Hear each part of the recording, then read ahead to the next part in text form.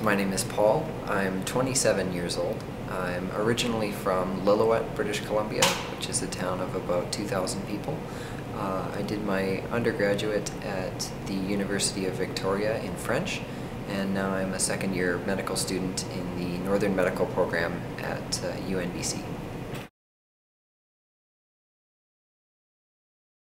Even, being academically inclined and being interested in university and wanting to get out there and explore the world, there still was, it was a bit scary for me knowing that I was going to be leaving this town of 2,000 people. When I went to university, it was at UVic, which at the time was about 17,000 students.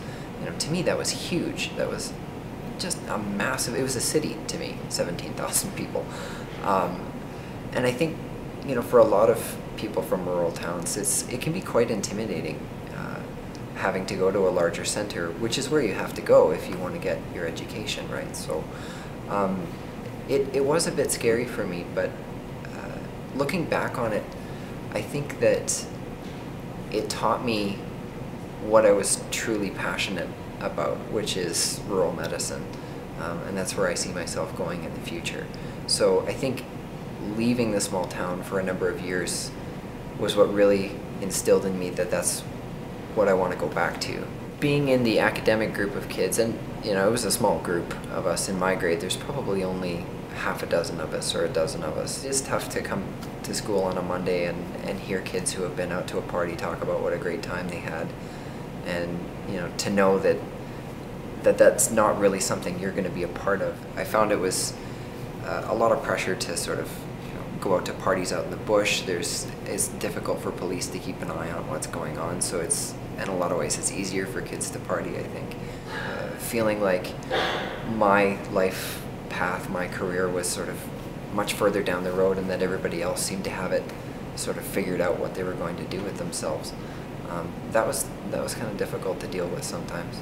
I think when I was 16 or 17, I really started to doubt myself a little bit. I didn't think that I could become a doctor. I think the reason was I thought that in order to become a doctor you had to be a super genius, and I never saw myself as a super genius. So when you couple that with the fact that you need to advocate for yourself a little bit for some of the courses that you might need, so in my case it was physics, I didn't feel that I was confident enough to do that, and I felt that it didn't really matter anyway because I wasn't smart enough to go to medical school. Some of the senior science courses that I needed weren't readily available. There was only one physics teacher in the high school, only one biology and chemistry teacher, and it made it really difficult if there were only if there's only 3 or 4 of us interested in a course, they weren't going to run it. Those are unique challenges that rural students face. That there's often a lack of availability of classes that they might need. I think if I could offer one piece of advice to someone considering going into a career in medicine who's from a small town, it would be, don't be afraid to leave to pursue your interests. In order to get the academics that you need, you're going to have to leave. Don't be afraid to do that. What I've found with Lillooet is that it's always there for me.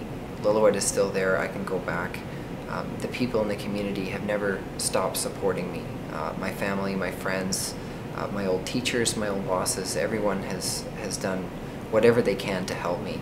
And I think that's a real strength of being from a small town, is that you really do always have that support from your community.